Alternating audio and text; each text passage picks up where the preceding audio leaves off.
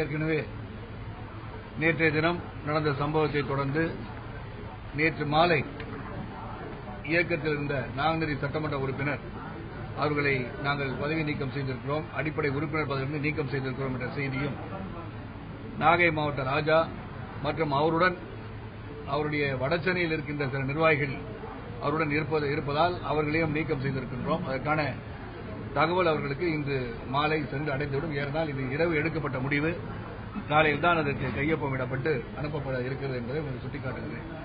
நீ பாத்தீங்கன்னா எல்லா மாவட்டத்திலும் நேற்று வந்து உடனடியாக அலைபேசியில் அழைத்து, தலைவர் அவர்களே, நாங்கள் உறுதியாக இருக்கின்றோம், உங்களை நம்பித்தான் நாங்கள் இந்த இயக்கத்தில் வந்திருக்கின்றோம், உங்களால் தான் இந்த இயக்கம் சமத்துவ மக்கள் கட்சி என்றால் அது சரத்குமார் அவர்கள் தான் என்று எங்களுக்கு தெரியும் என்பதை ஒரு ஆழமாக, உணர்ச்சி பூர்வமாக, உணர்வு பூர்வமாக என்னுடன் இருப்பதை, அவங்க என்னைக்குமே அவங்க இருக்காங்க எனக்கு தெரியும், ஆனால் இருப்பது போல் ஒரு தோற்றம் அளித்து எத்தனை மாவட்டங்கள் இருக்கிறது என்று கூட தெரியாமல் ஒரு பேட்டி அளித்திருக்கிறார்கள். நான் ஒன்றை மட்டும் காலையில் வந்தவுடனே சொன்னேன், எங்கிருந்தாலும் வாழ்க தான் நான் சொல்லுவேன். ஏன்னா அவர்களுக்கு மனசாட்சியை தொட்டு பார்க்கும்போது அந்த மனசாட்சி தினமும் இரவு அவர்கள் உறங்க போகும்போதும் சரி, எந்த ஒரு பணிக்கு செல்லும் போதும் சரி, அவர்கள் மனசாட்சிக்கு தெரியும் அவர்கள் இந்த இயக்கத்திற்காக எப்படி உழைத்திருக்கிறார்கள் என்று அவர்களே அந்த கேள்வியை கேட்டுக்கொள்ள வேண்டும். ஏனென்றால் இங்கு விட்டுச் சென்ற ஒரே காரணத்திற்காக இயக்கத்துடன் எங்களுடன் இருந்தவர்களை நான் வசைபாட இங்கு வரவில்லை. ஆனால் அவர்கள் பல வசைபாடிய அந்த செய்தியை நான் கேள்விப்பட்டிருக்கின்றேன். அந்த செய்தியில் 90% தொண்டர்கள் அவருடன் இருப்பதாக சொல்லியிருக்கிறார். அவர் வந்து எந்தெந்த இடத்துல எந்தெந்த மாவட்ட செயலாளர் இருக்கார் முதல்ல அவருக்கு தெரியுமான்றது எனக்கு தெரியும். ஆக அவர் 30 மாவட்ட செயலாளர் 20 மாவட்ட செயலாளர் இருக்கிறதுன்னு சொல்லும் போதே கொள்கை பரப்பு செயலாளர் சொன்னது போல எந்த மாவட்டத்தில் எங்க இருக்காங்க, யாருக்கு என்ன பேருன்னு கூட அவருக்கு தெரியாது. ஆக அதை பற்றியெல்லாம் நான் சொல்ல விரும்பவில்லை. காரணம், இங்கு அனைத்து மாவட்ட செயலாளரும் இங்கு வருகை தந்திருக்கிறார்கள், மாநில நிர்வாகிகள் அனைவரும் இங்கு வருகை தந்திருக்கிறார்கள். ஏற்கனவே பாரதிய ஜனதா கட்சிக்கு சென்ற கருநாகராஜன் அவர்கள், அவருடன் அழைத்து சென்றவர்கள், அதில் முக்கியமாக ராஜசேகர், ஜமீலா, சிமோன், இவர்களாம் அந்த இயக்கத்திலேயே இல்லை. இயக்கத்திலே பொறுப்பில் இல்லாதவர்கள் கூட அந்த பொறுப்பில் இருப்பதாக சுட்டிக்காட்டப்பட்டதான் மேலும் கொஞ்சம் வேதனை அளிக்கிறது. ஆக இதுதான் இருந்தது. ஆகவே இந்த ஆலோசனை கூட்டம், இந்த கூட்டத்தில் பல தீர்மானங்கள் நிறைவேற்றப்பட இருக்கின்றன. அந்த தீர்மானம் உங்களுக்கு கொடுக்கப்படும். ஆக இயக்கத்தின் பொதுக்குழு அடுத்த மாதம் 7ஆம் தேதி அன்று மதுரையில் அந்த பொதுக்குழு நடத்தலாம் என்ற ஒரு எண்ணம் எங்கள் மனதில் எழுதியிருப்பதை நான் தெரிவித்துக் கொள்கின்றேன். அந்த பொதுக்குழுவிலே இங்கு ஏகமனதாக பலரும் என்னிடம் வந்து இந்த இயக்கத்தின் அடுத்த பொதுச் செயலர் யாராக இருக்க வேண்டும், துணைத் தலைவர் யாராக எப்படி இருக்க வேண்டும், கொள்கை பரப்பு செயலாளர் இன்று ஜெயபிரகாஷ் இருக்கிறார்களே, அப்ப ஜெயபிரகாஷின் நிலைமை என்ன என்று பலரும் என்னிடம் கேள்விகள் கேட்டவண்ணம் இருக்கிறார்கள். அதற்கெல்லாம் தகுந்த பதிலாக பொதுக்குழுவில் அனைவருக்கு முன்பு யார் யார் எந்த பதவி வகிப்பார் என்பதை சிறப்போடு நான் தெரிவித்துக் கொள்கிறேன். இங்கு நான் எங்களுடைய அவைத்தலைவர் செல்வராஜ் அவர்களுக்கும், பொருளாளர் சுந்தரேசன் அவர்களுக்கும், கொள்கை பரப்பு செயலாளர் ஜேபி அவர்களுக்கும், எங்கள் துணை பொதுச் செயலாளர் சண்முக சுந்தரம் அவர்களுக்கும், எங்கள் அரசியல் ஆலோசகர் பன்னீர்செல்வம் அவர்களுக்கும், எங்கள் இந்த சென்னை மண்டல செயலாளர் அன்பு சகோதரர் சேவியர் அவர்களுக்கும், தென்மண்டல செயலாளர் சுந்தர் அவர்களுக்கும், அனைத்து மாவட்ட செயலாளர்கள், இளைஞர் அணி மாணவர் அணியின் செயலாளர் அன்பு சகோதரர் சாம் மேத்யூ அவர்களுக்கும், மகளிர் அணியின் செயலாளர் என்னுடைய மனைவி ராதிகா சரத்குமார் அவர்களுக்கும், துணைச் செயலாளர் பாகிரதி அவர்களுக்கும் மற்றும் அனைத்து மாவட்ட மாநில நிர்வாகிகளுக்கும், ஏன்னா பத்திரிகை சகோதரர்கள் கிட்டத்தட்ட 1 மணி நேரம் காத்துக் கொண்டிருக்கிறீர்கள் தெரிகிறது. காரணம், இங்கு அனைவரும் பேச வேண்டிய சூழலும் உறுதிப்படுத்துகின்ற செயலும் ஈடுபட்டதால் உங்கள் காலத்தாமதத்தை மன்னிக்க வேண்டும். ஏன்னா இது பிறகு கூட நாங்கள் தொடர்ந்து இந்த மீட்டிங் நடக்க இருக்கு. ஆகிய உங்களோட கேள்வி இருந்தால் எனக்கு கேளுங்க, நான் பதில் சொல்ல நான் காத்திருக்கேன்.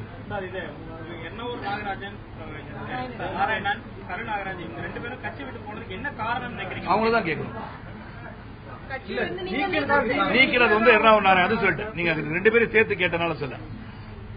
கருணாகராஜன் பத்தி அவருக்கு தான் தெரியும். அவரே சொல்லியிருக்காரு, ஒரு வாட்ஸ்அப்ல சொல்லியிருக்காரு, மன வேதனையுடன் போறேன், இங்க வந்து எனக்கு புழுக்கமான ஒரு சூழ்நிலை, மக்களுக்காக பணி செய்வதற்காக எனக்கு வாய்ப்பு இல்லை அப்படின்னு சொல்றாரு. அப்ப கிட்டத்தட்ட 8 ஆண்டு காலம் பயணித்து 9ஆம் ஆண்டில் அடியெடுத்து வைக்கின்ற இயக்கத்தில் 8 ஆண்டு காலம் நீங்கள் உண்மையானவராக இருந்து மக்கள் பணி ஆற்ற இங்கு சுதந்திரம் இல்லை, அல்லது நாங்கள் இருக்கின்ற இயக்கத்தோடு பயணித்துக் கொண்ட இயக்கம் எங்களுக்கு ஒப்புதல் இல்லை என்று ஏதாவது ஒரு பொதுக்குழுவிலோ ஏதாவது ஒரு உயர்மட்ட குழுவிலோ அவர் சொல்லி இருந்தால் அது ஏற்றுக்கொள்ளப்பட்டிருக்கும். அந்த மாதிரி கருத்துக்கள் பரிமாற்றமே இல்லாமல் அண்மையில் கூட திருப்பதி கோயிலுக்கு ஒன்றாக தரிசனம் செய்யும் போது கூட அவர் மனதில் ஏதாவது ஒரு கருத்துக்கள் இருந்தால், மனத்தாங்கல் இருந்திருந்தால் என்னிடம் சொல்லியிருக்கலாம். குடும்பத்தோட தான் போனோம் எல்லாரும். ஆக அதை பற்றி நான் பேச விரும்பல. அவரா போயிருக்காரு, பாரதிய ஜனதா இயக்கத்தில் அவர் சென்றிருக்கிறார். ஆனால் அந்த நாங்குநேரி சட்டமன்ற உறுப்பினரை பற்றி சொல்ல வேண்டும் என்றால், தொடர்ந்து பல பிரச்சனைகளை சந்தித்து வந்திருக்கிறோம். தொடர்ந்து வந்திருக்கிறோம். இயக்கம் இருக்கும்போது அவர் ஒரு சமுதாய இயக்கத்தை நடத்தி கொண்டிருக்கிறார். நல்லதுதான். அனைவருக்கும் சமுதாய உணர்வு உள்ளத்தின் அடித்தல் இருக்கத்தான் செய்யும், இருக்க வேண்டும், இல்லை என்று மறுக்கவில்லை. ஆனால் ஒரு இயக்கத்தில் என்னுடைய அன்பு சகோதரர் பொருளாளராக இருக்கின்ற ஏன் சுந்தரேஸ் அவர்கள் என்னுடைய ரசிகமன்ற தலைவராக இருந்தார். ரசிகமன்றத்திற்கு என்று ஒரு தனி கொடி இருந்தது. ஆக இயக்கம் துவங்கிய உடனே ரசிகமன்ற கொடி இனிமையை வைத்துக் கொள்ளக்கூடாது, ரசிகமன்றம் என்று நடக்கக்கூடாது என்று கட்டளையிட்டு அந்த ரசிகமன்றம் கலைக்கப்பட்டது. ஆனால் அந்த ரசிகமன்றத்தில் இருந்தவர்கள் இயக்கத்தில் இணைத்துக் கொண்டார்கள். ஆக இங்கு என்ன நடந்தது என்றால், எங்களை ரசிகமன்றத்தை கலைக்க சொல்லிட்டீங்க, அவர் பேரவைத் தலைவராக இருக்காரு அப்படின்னு சொல்லும் போது கூட இல்ல இருந்து கொண்டு இருக்கட்டும் பரவாயில்ல, அவர் ரொம்ப நாள் அது இயக்கத்தை நடத்திட்டு இருக்காருன்னு சொல்லி அதுல பல முறை இந்த சர்ச்சைகள் வரும்போது கூட I did a balancing act of conducting a political party where we all get together and be together. அதுதான் ஒரு அட்ஜஸ்ட்மெண்ட்ல சரி இருக்கட்டும், ரொம்ப நாள் நடத்திருக்காரு. ஏனென்றால் நிறைய சமுதாயங்கள் இருக்கு. மாற்று சமுதாயத்தில் ஒரு தட்சிணமான நாடார் சங்கம் என்று இருக்கிறது. இங்கே தனபால் அவர்கள் ஒரு இயக்கம் வைத்திருக்கிறார்கள். அதே போல கரிகோடு இயக்கம் வைத்திருக்கிறார்கள்.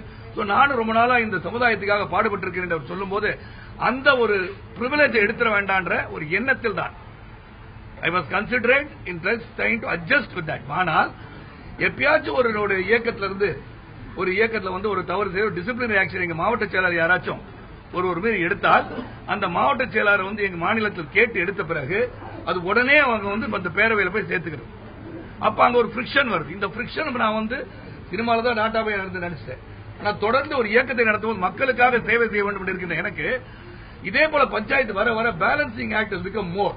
So it was high time that I stopped the balancing act.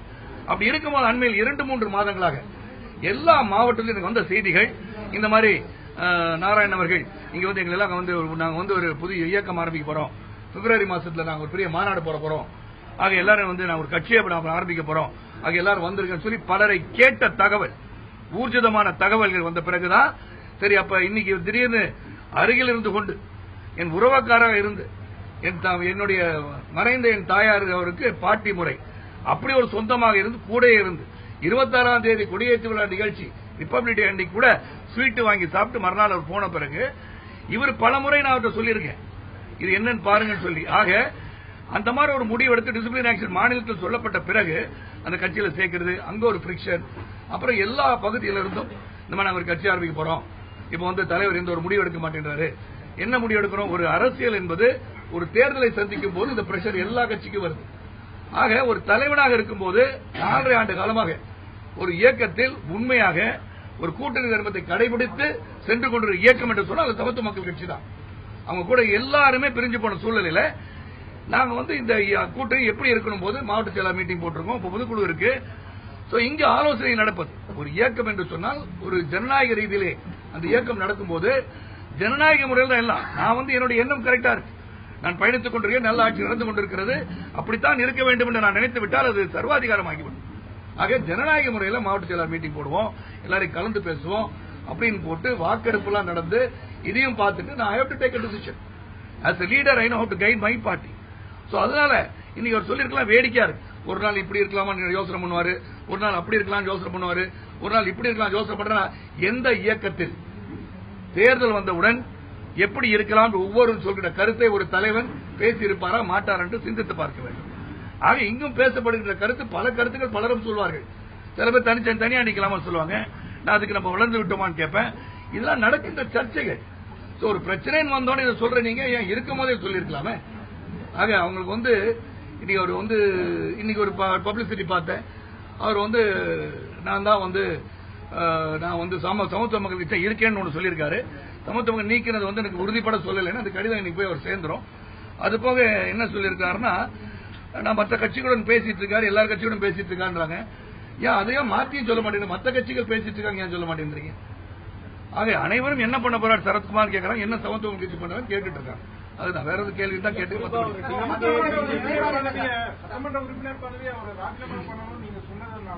ஒரு விஷயம். சட்டமன்ற பதவியை ராஜினாமா செய்ய வேண்டிய ஏதாச்சும் அவர் கையில் எழுதி வச்சிருக்காரா, கொடுத்திருக்கா, கடிதம் கொடுத்திருக்கலாம், அது இருந்தா நம்ம கேட்டுவாங்க. அதான் அவர் சொன்னா கேட்டு வாங்கிட்டு வாங்க. அது பேர் என்ன குற்றச்சாட்டுங்க. நீங்க ஒவ்வொரு இயக்கத்திலும் ஒவ்வொரு முறை ஒவ்வொருத்தரும் ஒரு பதில் சொல்லுவாங்க. அதான் சொல்லுங்க, இந்த இயக்கம் ஒரு மாவட்ட செயலாளர் மீட்டிங் நடக்குது, இல்லாட்டி உயர்மட்ட குழு நடக்கும் போது 1000 பேர் சில வருத்தங்களை பதிவு செய்யும், 1000 கருத்துக்களை சொல்லுவாங்க. அப்ப ஏன் அப்படி பண்ணா என்ன, இப்படி பண்ணா என்னன்னு கேட்கறா, இன்னைக்கு போய் வெளியே சொன்னா சொல்லிட்டு போட்டோம், அது நாங்க பாத்துக்கிறோம். ஆனா எழுத்துப்பூர்வமாக தாங்கள் இந்த பதவியை நீங்கள் ராஜினாமா செய்யணும் எழுதி கொடுத்திருக்கிறதா? இல்ல சட்டமன்றத்துக்கு நீங்கள் செல்லக்கூடாதுன்னு சொல்லிருக்காரு, பேரவைக்கு போகக்கூடாது. நான் நாடார் பேரவை போகாதீங்கன்னு சொன்னேன், சட்டமன்ற பேரவை சொல்லலனா. ஆக அந்த பேரவைக்கு வந்து போகணும் எப்படி நான் சொல்ல முடியும்? ஒரு சட்டமன்ற உறுப்பினர் மக்களால் தேர்ந்தெடுக்கப்பட்டவர், அந்த மக்களால் தேர்ந்தெடுக்கப்பட்டவர் அந்த மக்களுக்கு வந்து அவர் சேவை செய்வதற்காக தேர்ந்தெடுக்கப்பட்டவர். மக்கள் சேவை பண்ணாதீங்க, சட்டமன்றத்துக்கு போகாதீங்க, don't represent the problem of your people and the constituency people வந்து பண்ணாதீங்க அப்படி நான் எதுக்கு சொல்லணும்? அந்த மாதிரி சொல்றதுக்கு ஒரு காரணமும் கிடையாது, அந்த மாதிரி அளவுக்கு எனக்கு புழுக்கமும் கிடையாது. இப்போ சட்டமன்றம் நடந்து 20, 21, 22, 23 20ஆம் தேதி என்னுடைய ரொம்ப நெருங்கிய நண்பரோடு விருதுநகர் செல்ல இருந்தது. அங்க போயிட்டு மறுநாள் வந்தேன். 21, 22, 23 உடல்நிலை சரியில்லை.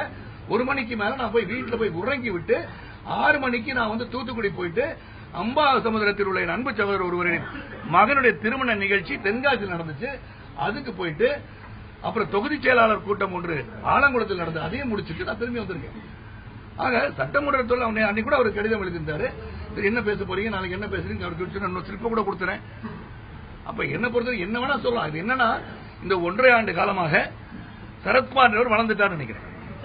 ஒரு நிமிஷம் இருங்க, சரத்குமார் அவர் வளர்ந்துட்டாரு, அதனால ஏதாச்சும் சொல்லணும். எல்லாரும் பார்த்தா எல்லாரும் என் மேல குற்றச்சாட்டுகள், இறைவன் ஒரு இருக்கிறான், மனசாட்சி ஒன்று எனக்கு இருக்கு. சொன்னா அதுக்கெல்லாம் நான் பதில் சொல்லுங்க. கூட்டணி இந்த சட்டமன்றத்தில் நடக்க போகிறது, கூட்டணி குறித்து நீங்க முடிவெடுத்திருக்கீங்க, அந்த முடிவுல கருத்து பெறவர்கள் காரணமாக தான் இப்பொழுது விலகி போறாங்க. அது அவங்க தான் கேட்கணுங்க. என் பேச்சுவார்த்தைகள் வந்து எல்லாருமே பேசிட்டு இருப்பாங்க, இன்னொரு முடிவுக்கே வரல. ஏற்கனவே சொல்லியிருக்கேன், ஏற்கனவே தலைவர் அவர்களுக்கு முழு அதிகாரம் கொடுக்கப்பட்ட சூழ்நிலையில் அவங்க எப்ப முடிவு எடுக்கணும், மாவட்ட செயலர் மீட்டிங் போட்டோம், கருத்து கேட்டுட்டு இருக்கோம்.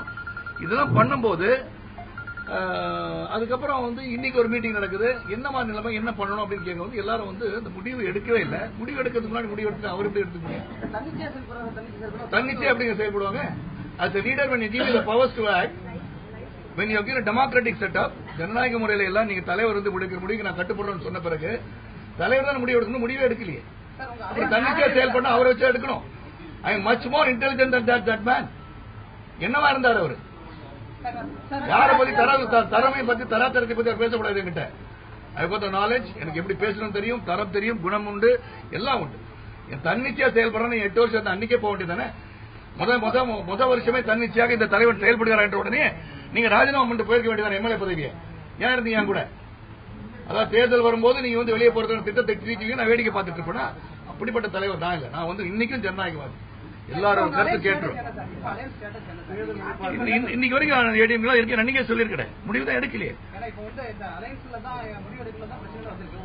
முடிவு எந்த கட்சி முடிவு எடுத்திருக்காங்க இன்னைக்கு? யார் சொல்லுங்க, நீங்க சொல்லுங்க, எந்த கட்சி முடிவு எடுத்திருக்காங்க?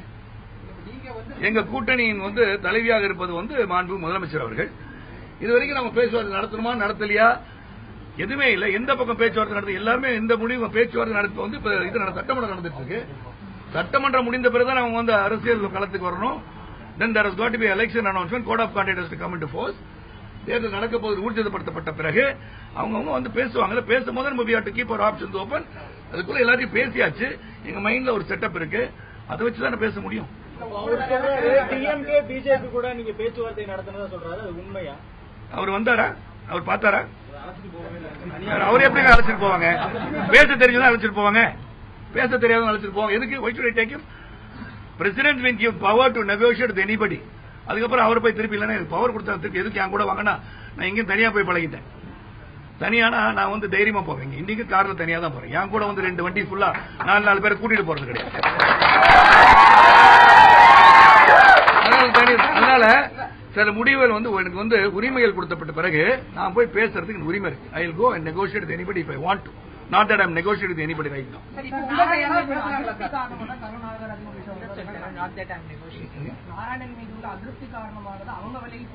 அது அவங்க கேட்கணும், தொடரட்டும். என்ன வழக்கு தொடரட்டும். என்ன தொடர போறாரு? திருப்பி வந்து சமத்துவ மக்கள் கட்சி துணைத்தர வரணும்னு வழக்கு தொடர போறாரா? ரொம்ப மகிழ்ச்சி. அந்த வழக்கில் வெற்றி பெற்று வந்த பிறகு இங்க பொதுக்குழு வச்சு வெளியே தூக்கிறோம். உங்களுக்கு எதிராக வந்து போட்டி பொதுக்குழு நடத்த இருக்கிறதா வந்து அவர் திட்டமிட்டிருக்கதா குறிப்பிட்டிருக்காரு செய்தியாளர் சந்திப்பு. ஆமா, நாடார் பேரவையில் இருக்கிற எல்லாரும் கூப்பிட்டு ஒரு பொதுக்குழு நடத்தலாம்னு சொல்லுவாரு. இன்னைக்கு கூட 30 பேர் இருக்காங்கன்னு சொன்னதுல 20 பேர் வந்து நாடார் பேரவையோட மாவட்ட செயலாளர் இருப்பாங்க. தொடர்ந்து வந்து அதிமுக தான் எங்களுடைய தலைமையில கூட்டணியுடைய தலைமையா இருக்காங்க அப்படின்னு சொல்லிருக்கீங்க. அதிமுக இருக்கக்கூடிய ஒரு சட்டமன்ற உறுப்பினர் வந்து அந்த கட்சியில ஜனநாயகம் இல்ல சொல்லிட்டு அதிமுக கிட்ட கொடுத்திருக்காரு. ஜனநாயகம் இல்லாத கட்சியில கூட்டணி வச்சிருக்கீங்களா? யாரு ஜனநாயக கூட்டணி இல்லைன்றாரு? வழக்கறுப்பு அது சொல்லுங்க, பேர் சொல்லிக்கணும். நீங்க வந்து நாராயண பத்தி பேசும்போதே வழக்கறுப்பை பத்தி பேசுறீங்க. கூட்டணி நீ பேசிட்டு இருக்கும் போது கொஸ்டின் கரெக்டா கேளுங்க. யாரை பத்தி கேட்க வழக்கறுப்பை எப்படி கேட்கறீங்களா? தெரியும், அது கேட்கட்டும், கேள்வி கேட்டு நான் அங்க தான் வந்திருக்கேன். சார், எந்த கூட்டணி தலைவர்? மக்கள் கூட்டணி தலைவரா இல்ல பாஜக தலைவரா? அப்படி சொல்லுங்க. கூட்டணி தலைவர் இருக்கக்கூடிய ஒரு சட்டமன்ற உறுப்பினர் கருப்பை அவர்கள் அந்த கட்சியில வந்து ஜனநாயகம் இல்லன்னு சொல்லிட்டு வெளியில வந்திருக்காரு. ஆனா நீங்க அந்த கூட்டணி நீங்க எப்படி பாக்குறீங்க? அது வந்து அந்த கட்சி தலைவர் தான் நீங்க போய் கேட்கணும். ஜனநாயகம் இருக்கா இல்லையான்னு அவங்க தான் கேட்கணும். அவங்க விலைக்கு இருக்கும்போது அங்கதான் கேட்கணும். How can I decide for the leader of ADF? ஆமாங்க, அவங்க ஜனநாயகம் இல்லைன்னு அவர் சொன்னா நான் எப்படி? ஒரு விஷயம் நீங்க புரிஞ்சுல, கேள்வி புரிஞ்சுல சகோதரா. அதாவது நான் என்ன சொல்றேன், அவர் ஜனநாயகம் வந்து இல்லைன்னு சொல்லியிருக்காங்க அப்படின்னா how can I decide? அவங்க தெரியுமா அந்த கட்சியோட நிலவரம் என்ன, உள்ள டெமோக்ராட்டிக்கா இருக்கா டிக்டட்டோரியலா இருக்கான்னு நான் இங்க இருந்து பார்க்க முடியுமா? வெளி தோற்றத்தை வைத்து நான் எதுவும் சொல்ல முடியாது. அது அவங்களுக்கு உட்கட்சி விவகாரம், அவங்க டிசைட் பண்றது. அதுல போய் நான் வந்து ஜனநாயகம் இருக்கா ஜனநாயகம் இல்லையா அப்படின்னு நான் சொல்ல முடியாது.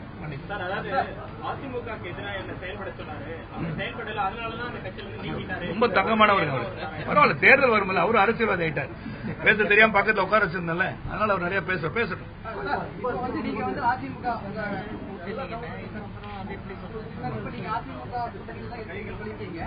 இது சம்பந்தமா வந்து நீங்க வந்து அடுத்த கன்ஃபார்ம் பண்றதுக்கு ஏதாவது நீங்க டிசைட் பண்றதுக்கு பீரியட் வச்சிருக்கீங்களா? அதாவது காலங்கள அடுத்த மாசம் கன்ஃபார்ம் பண்ணி நாங்க சொல்லுவோம் அப்படிங்கிற டைம் அவங்க 7ஆம் தேதி வந்து பொதுக்குழு வைக்கிறோம். அதுக்கு முன்னாடி ஒரு டிசிஷன் வந்துருவோம் நாங்க நினைக்கிறேன். பொதுக்குழுக்கு பிறகு வந்து கூட்டணி குறித்து இல்ல, அந்த பொதுக்குழுக்கு முன்னாடி ஒரு ஃபார்மேஷன் வில் ஹேவ் அண்டர்ஸ்டாண்டிங். அதுக்குள்ள பேச்சுவார்த்தைகள் நடந்து என்ன நடக்குன்னு பார்ப்போம். அதுக்கப்புறம் will make a decision and announce. இந்த கூட்டணியே தொடருவோம். அதான் வந்து ஒரு அந்த 7ஆம் தேதி வரைக்கும் பொறுத்துருங்களேன் அன்பு சகோதரா. தேர்தல் நெருங்கிட்டு வர சமயத்துல ரீசெண்டா கூட மதிமுக இருந்து டிஎம்கேக்கு போறாங்க. நிறைய கட்சி உறுப்பினர்கள் அப்படியே மாறுறாங்க. இது விலை கொடுத்து வாங்குறது அரசியல் கட்சிகள். இன்னைக்கு இருக்கிற அரசியல் சூழ்நிலையில அரசியல் கட்சிகள் வந்து கார்பரேட் நிறுவனம் மாதிரி செயல்படுறாங்க. இல்ல, கார்பரேட் நிறுவனத்துல வந்து எல்லாரும் வேலையை விட்டு போயிடுறாங்க. அதே மாதிரி அரசியல் கட்சிகள் செயல்படுதான்னு நான் வந்து I am not political analyst. N mind ஓடினா கூட இது எதுக்காக பண்ணாலும் இந்த தேர்தல் நேரத்துல என்ன பண்றாங்க. சோ தேர்தல் நேரத்துல வந்து இங்க இருந்தா பெட்டரா அங்க இருந்தா பெட்டரா, people want to be in power than to என்ன சொல்றது, மக்கள் சேவையில் இருப்பவங்க எங்க இருந்தாலும் சேவை செய்யலாம். அது ஒரு சுயநலமா தான் எனக்கு தெரியும். இப்ப திடீர்னு இங்க இருந்து அங்க போயிட்டோம்னா நல்லா இருக்கும், ஒருவேளை இந்த டீம்ல இருந்தா பெட்டரா வின் பண்ணிடலாம் அப்படின்னு நினைக்கிறது வந்து அது சுயநலமா தான் நான் நினைக்கிறேன். அப்ப நீங்க கேட்கலாம், நீங்க ஒரு இயக்கத்துல இருந்து வெளியே வந்தீங்களாமா? வெளியே வந்தேன். அதுக்கப்புறம் என்னுடைய சகோதரர்களை பாதுகாப்பு ஒரு இயக்கத்துக்கு போனேன். அப்புறம் நமக்குன்னு ஒரு இயக்கம் வேண்டும், நமக்குன்னு ஒரு இயக்கம் துவங்கிட்டேன். நல்ல ஒரு கூட்டணி இருக்கும், நல்ல ஒரு கூட்டணியில போய் சேர்ந்துட்டேன். This is political. ஆனா பொலிட்டிக்கல் ஜேர்னி அப்படி போயிட்டு இருக்கும்போது மத்ததெல்லாம் பார்க்கும்போது அந்த தேர்தல் நேரத்தில் இங்க இருக்கிறவங்க வந்து பல பேர் 100 பேர் இந்த கட்சியில் போய் சேர்ந்தாங்க, அங்க ஒரு 20 பேர் இங்க வந்து சேர்ந்துட்டாங்கன்றது நீங்க அப்புறம் அந்த கட்சியின் கொள்கையின் அடிப்படையிலே பயணித்துக் கொண்டவங்களுக்கு திடீர்னு இந்த கட்சியின் கொள்கை மாறுபட்டு வேற கட்சியின் கொள்கையை வந்து உடனடியாக ஏற்றுக்கொள்கின்ற ஒரு சூழ்நிலை உருவாகுது தான் விந்தையும் வேடிக்கை. கடந்த முறை சட்டமன்ற தேர்தலில் வாங்கின சீட்டை விட கூடுதலா சீட் கேட்கிறாங்க. நான் கேட்ட பிறகு உங்களை கூப்பிட்டு சொல்லுங்க.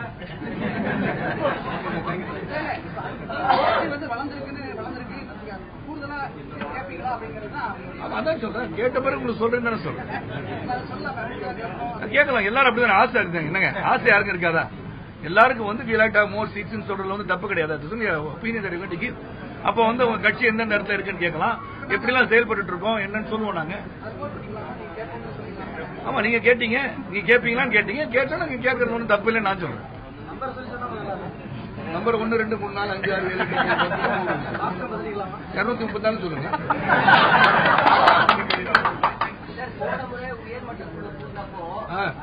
ஒவ்வொரு சட்டமன்ற தொகுதிக்கும் ஒரு அளவு வந்து நாங்க நிர்ணயிச்சிருக்கோம் உறுப்பினர்கள் சேர்த்திருக்கு அப்படின்னு சொல்லிட்டு நீங்க பேட்டி எடுத்தீங்க.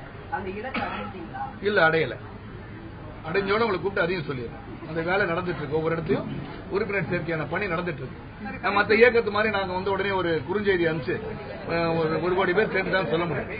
ஏன்னா ஓட்டர்ஸ் இன்னைக்கு எவ்வளவு பேர் இருப்பாங்க? கிட்ட 5 கோடி இருப்பாங்களா? வாக்களிப்பாங்க 5.7 கிட்ட இருப்பாங்க. இவங்க எல்லாம் உறுப்பினர் ஆயிட்டாங்கன்னா அப்புறம் இன்னைக்கு எங்கேயுமே மிஸ் ஆகுது.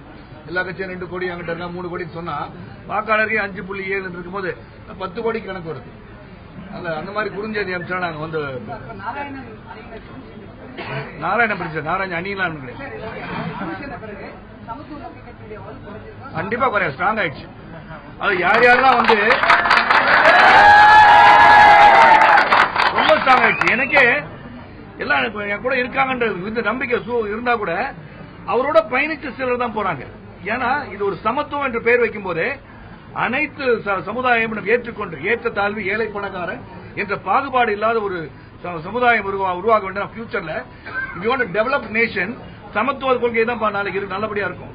நீங்க ஒரு ஜாதி கட்சி நடத்த முடியாது, ஆனால் ஜாதி உணர்வு அனைவருக்கும் இருக்கும். நான் தான் சொல்லிட்டேன், பல மீட்டிங்ல சொல்லியிருக்கிறேன். ஒரு தாயின் வயிற்றில் கருவுற்று இருக்கும் போது எந்த மதத்தில் பிறக்க போகிறோம், எந்த ஜாதியில் பிறக்க போகிறோம் என்று தெரியாமல் பிறந்து விடுகிறது குழந்தை. ஆனா பள்ளி பருவத்தில் தெரிவதில்லை ஜாதி, கல்லூரியில் விளையாடும் போது தெரிவதில்லை ஜாதி, ஆனால் அரசியல் வந்தால் மட்டும் இந்த ஜாதி என்று அடையாளம் காட்டப்பட்டு பெட்டிக்குள் அடைக்கப்படுகின்றான். நான் அந்த பெட்டிக்குள் அடைக்கப்படக்கூடாது. நான் தமிழக மக்களுக்கு தமிழக மக்களின் ஜாதி தமிழக மற்றும் ஒன்றாக இருக்கின்ற சமத்துவம் தான் நாளைக்கு திளைக்கும். இங்க எல்லாம் நிக்கிற எல்லா சகோதரர் கையை கீறி பார்த்தா சிவப்பு கலர் ரத்தம். அதுதான் என்னுடைய கொள்கை. ஆனால் ஒவ்வொருவருக்கும் அவர்கள் சார்ந்த சமுதாயத்தின் உணர்வு நெஞ்சத்தின் அடித்தளத்தில் இருக்கக்கூடாது. நான் என்னைக்குமே சொல்ல மாட்டேன். அது வேறு, இது வேறு. மக்கள் பணியில் பார்க்கும்போது அனைவரும் சரியாக சமமாக பார்க்கும்போது தான் மக்களுக்கு நாம் அனைவரும் ஒற்றுமையாக எல்லாரும் ஒண்ணு கூடி சிறப்பாக சேவை செய்ய முடியும். இருக்குது அதான் சொல்றேன். 4 ஆண்டு காலம் வந்து பயணிச்சிருக்கோம்னா நல்லபடியா இருக்கலாம் தானே பயணிச்சிருக்கோம். மதிப்பீடு போடுற அளவுக்கு நான் வந்து பிஎஸ் மேத்ஸ் தான் படிச்சிருக்கேன். ஆனா நான் வந்து ப்ரொஃபஸரா இல்லாதனால மதிப்பீடு போட தெரியாது. பர்சன்டேஜ் கரெக்டா போடலாங்க. அது வந்து இது வரைக்கும் நல்லா சிறப்பா தான் செயல்பட்டு தான் நான் சொல்றேன். தேர்தல் நெருக்கிற நேரத்தில் உங்க கட்சியில் சில முக்கிய தலைவர்கள் விலகி இருக்காங்க. முக்கிய தலைவர்கள் இல்லைங்க, தொண்டர்கள். இந்த வரை நான் கூட தொண்டர் தான். இப்ப உறுப்பினர்கள் விலகி இருக்கிற இந்த நேரத்தில் தொண்டர்கள் மொத்தமே 7 பேர் தானுங்க. தொண்டர்களுக்கு இந்த நேரத்தில் என்ன சொல்ல விரும்புறீங்க? தொண்டர்கள் எங்கும் போல உருக வந்து அவங்க தான் சொல்றாங்க. நான் வந்து எல்லாரும் வாங்கன்னு சொன்னவுடன் ஒரு நிமிஷம் அதான் நேற்றைய தினம் இந்த சம்பவம் நடந்த உடனே போன் பண்ணி உடனே வாங்கன்னு சொன்ன என்னென்ன வேலைகள் இருந்திருப்பார்கள், என்னென்ன சூழல்கள் இருந்திருப்பார்கள். எல்லாரும் உடனே விட்டு கார்ல நைட்டோட நைட்டா புறப்பட்டு காலையில வந்து என்ன சந்திக்க வந்திருக்காங்கன்னா 61 வந்து 9 போச்சுனா எவ்வளவு? 52 மாவட்ட செயலாளர்கள் இருக்காங்க. 9 பேர் தலைவர் அலைபேசியில் கூப்பிடுறாங்க. உணர்வுகள் இந்த இயக்கம் வளர வேண்டும், நாம் சமத்துவமாக செயல்பட வேண்டும். இதுதான் ரொம்ப ரொம்ப முக்கியம். இப்ப மதுரையில இருந்து பாருங்க, மண்டல ஈஸ்வரன் ரொம்ப வேகமா கிளம்பி வச்சாங்க எல்லாரும் கார்ல. நம்ம மெதுவா வாங்கன்னு எல்லாரையும் வந்து பேர் சொல்ல இருந்தா என்னுடைய மாவட்ட செயலாளர் மண்டல செயலாளர் தப்பா நினைச்சுக்காதீங்க. எல்லா பக்கத்தும் எல்லாரும் இங்க வந்து சேர்ந்திருக்காங்க. ஆக எல்லாரும் உணர்வோடு தானே வந்திருக்காங்க. என்ன லிஸ்ட் கொடுத்தா தயவு செய்து யார் யார் இருந்த லிஸ்ட் உங்களுக்கு கொடுக்குறேன், அதையும் போட்டுருங்க. நாளைக்கு வேற எதுவும் கேள்வி இருக்கா? ஒரு நாராயணா வந்து நாடார் சங்கங்களை தன்னோட பக்கம் வச்சுக்கிட்டு தான் இவ்வளவு பிரச்சனை பண்றாங்க. சமத்துவ மக்கள் கட்சிக்கு நாடார் சங்கங்களோட ஒத்துழைப்பு தேவையா வர குறித்து? அதாவது எனக்கு வந்து தமிழக மக்களின் ஒத்துழைப்பு தேவை. நாடார் சமுதாயத்தை எல்லாம் அவர் ஒன்னா வச்சிருக்காங்க. கரிகோட ராஜும் அவர் ஒன்னா இருக்காங்களா?